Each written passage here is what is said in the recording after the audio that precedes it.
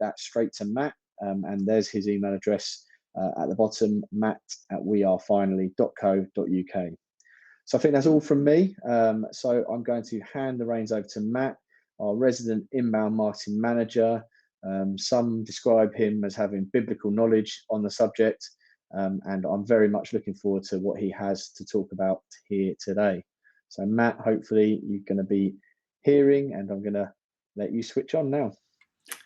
Thanks very much, Rob. Yeah, biblical knowledge. Let's try and make that a thing, shall we? Okay, let me share my screen. God, it's weird for me to do this. Let's do that. So you should all be able to see my slides now. If you can't, just shout in the chat, and I will try and fix it. I don't know. Should be working. So yeah, welcome to this session on why email marketing doesn't work for manufacturing and how you can fix it, in partnership, as Rob said, with the team at Finally, of which I am a part. A little bit about me. I am a proud girl dad of a 2-month-old little girl. So if you can see the little bags under my eyes here, then that's what that's all about. I run the Engine Room, which is a weekly email newsletter that we send out, and I often invest in dubious crypto projects. So if you want to talk to me about NFTs and failed crypto, then yeah, I'm probably your guy. And I'm also secretly addicted to Football Manager. And fun little trivia fact for you, my younger brother actually works on a team that makes Football Manager. So there's that little thing for you. That will never come up in a pub quiz. Cool. So I guess let's get started. So first thing that I want to talk about is kind of a little bit of sort of an elephant in the email industry, which you may or may not be aware of. For those of you who aren't aware, Apple basically released iOS 15, which comes with their mail privacy protection. So this basically stops senders, so you, me, any marketers who are using email marketing, from using invisible pixels to gather information about the user, which is how we would normally track things like opens and where people are scrolling to in the email, their location, that kind of thing.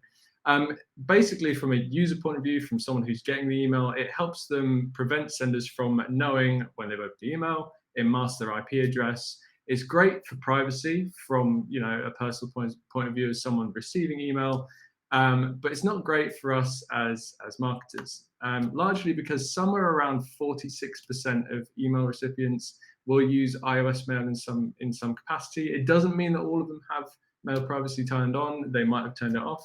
Unlikely it is a default setting, but it is one of those things. And yes, it does suck. We can't pretend that it doesn't, but there is, and I can't stress enough, there is a way around it. Open rate is still a relevant metric. So anyone that tells you not to bother looking at your open rate because it's hard to track or it's not 100% accurate, I hate to tell you this, but there's kind of always been a margin of error anyway. It's never been 100% accurate. But there is a way to overcome the inaccuracy, basically. So just a very quick tip, just to kick us off. To get over this, what's going to happen if you see a spike in your open rate and you're thinking, wow, I've done really well on my emails all of a sudden from, I think it was September, my emails have suddenly been opened really, really, like, that's great. It's probably down to the iOS. Sorry to burst your bubble. What you want to do is go and take a look at your email performance. So inside of HubSpot, on your email performance, what you can do is go to each of your emails that you've sent, scroll all right the way down to the bottom, and you'll get this opens by email client thing here. So you'll see for this particular email send, this one was sent to around 20.96%.